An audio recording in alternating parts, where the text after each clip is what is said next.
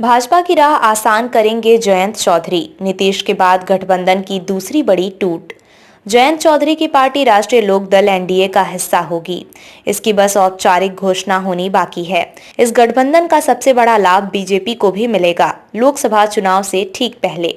जी हां, प्रधानमंत्री नरेंद्र मोदी ने पूर्व प्रधानमंत्री चौधरी चरण सिंह को भारत रत्न देने की घोषणा कर दी और इसके साथ ही भाजपा व राष्ट्रीय लोकदल के गठबंधन की पटकथा लिख दी है। दादाजी को भारत रत्न मिलने की घोषणा के बाद जयंत चौधरी ने भी दिल जीत लिया और इसी संदेश के साथ एनडीए गठबंधन का ऐलान कर दिया। जयंत ने कहा कि अब कोई कसर रहती है, आज मैं किस मुंह से इनकार करूं।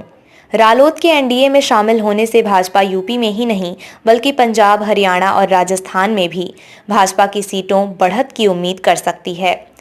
चूंकि पार्टी के पास मजबूत जाट नेता का अभाव है, चौधरी चरण सिंह के पोते होने के नाते जयंत उत्तर भारत के जाट समाज में एक बड़े चेहरे के रूप में देखे जाते हैं।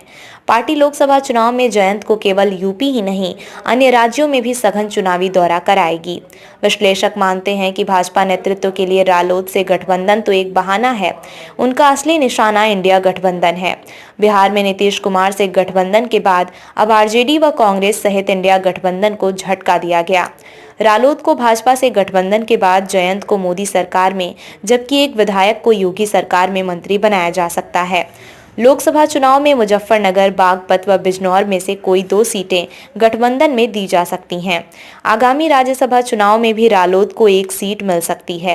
राज्यसभा की 1 सीट देने से भाजपा को कोई नुकसान नहीं है। भाजपा अपने हिस्से की 7 सीटें जीतेगी, लेकिन सपा को 1 सीट का नुकसान होगा। सपा अब 3 की जगह 2 ही सीटें जीत सकेगी।